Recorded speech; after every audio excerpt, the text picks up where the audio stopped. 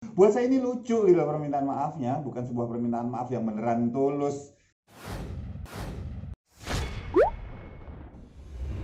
Jadi kalau kita bicara mengenai Lutfi, pengakuan dia, bukan pengakuan ya, kita bicara mengenai klarifikasi. Kita bicara conference tentang klarifikasi statement yang dibuat bahwa dia tidak melakukan pelaporan dan sebagainya.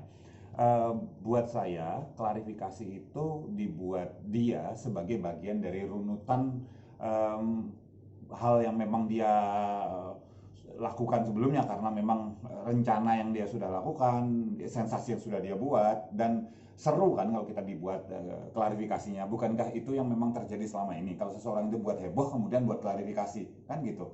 Jadi buat saya ini adalah bagian dari rentetan proses yang memang sudah bisa diprediksi sih, gitu. Nah, apakah ini kemudian sebagai sesuatu yang sifatnya memang um, edukasi? Jawabannya bisa jadi, tapi pertanyaannya, kenapa Lutfi tidak melakukan edukasi tentang anjrit, anjrot, dan an-an yang lainnya? Kenapa cuma itu? Kenapa nggak membuat edukasi tentang cebong, kampret, kadrun, ataupun apapun itu yang kemudian melabelkan seseorang atau sebuah kelompok dengan sebuah hal yang merendahkan martabat? Kalau itu disebut-sebut terus oleh dia, kenapa tidak dilakukan terhadap yang lain? Kenapa justru cuma yang anjay ini aja gitu loh?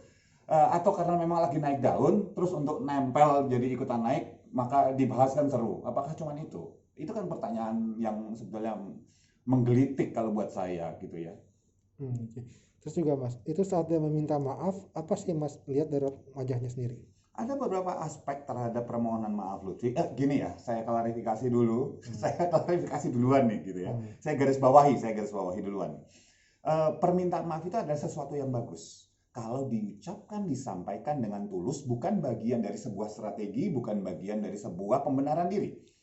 Kenapa saya katakan demikian? Coba perhatikan kata-katanya Lutfi ketika dibilang satu, beberapa kali Lutfi mengatakan sejujurnya, ya, sejujurnya saya melakukan ini dengan itikat baik. Kalau kita bicara orang di depan kita dan jujur dan beritikat baik, sebetulnya nggak perlu diucapkan dengan kata-kata, kita bisa ngerasain kok. Itu satu. Kenapa Lutfi perlu mengucapkannya berulang-ulang? Ya. Yang kedua, eh, permohonan maaf itu karena misalnya saya minta maaf, saya menyadari bahwa saya salah, saya minta maaf. Cara Lutfi di dalam meminta maaf, dan ini buat semuanya, kalau Anda meminta maaf, kalau kalian minta maaf, kalau saya minta maaf, itu nggak perlu pakai kata-kata gini. Kalau jika saya salah, gitu, itu kan berarti saya yang bilang minta maaf, itu kan nggak aku salah gitu loh.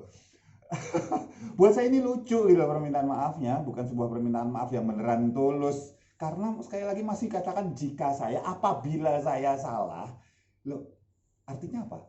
Saya merasa nggak salah. Kalau kamu ngerasa salah, ya udah saya minta maaf kan gitu. Permintaan maaf adalah saya salah karena menimbulkan polemik, saya minta maaf. Itu permintaan maaf.